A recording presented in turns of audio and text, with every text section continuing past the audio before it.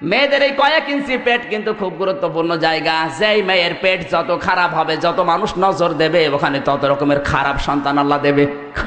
কথা বলছে না কেন? সেদিন রংপুর থেকে মাহফিল করে যাচ্ছিলাম কুষ্টিয়ায়, নাটোরের এই চলন বিলের মাঝখানে দুইজন স্বামী স্ত্রী উঠেছে গাড়িতে, আমার সামনের সিটে বসা, একেবারে বাস্তব বলছি। এমন পোশাক পরেছে, tight fit, skin tight pant পরা, দুইজনে শার্ট গায়ে দেওয়া। কোনটা স্বামী কোনটা স্ত্রী বোঝা যাচ্ছে না। হঠাৎ করে স্ত্রী ডাক দিয়ে বলছে, ড্রাইভার সাহেব গাড়ি থামান। গাড়ি থেমে গেল। নাটোরের চলন বিলের ভেতরে মেয়েটা নেমে গেল পোশাক করবে। মেয়েরা কি দাঁড়িয়ে পোশাক করতে পারে? যেই বসতে গেছে পেছনে গেছে ছিড়িয়ে।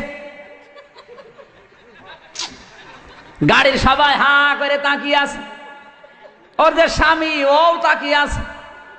লোকজন বসে, বেটা বিয়াদব, তাড়াতাড়ি যা।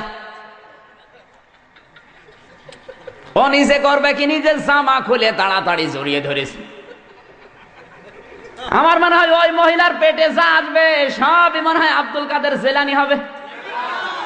ওই মহিলার পেটে যা আসবে সব হবে ডিপ জল।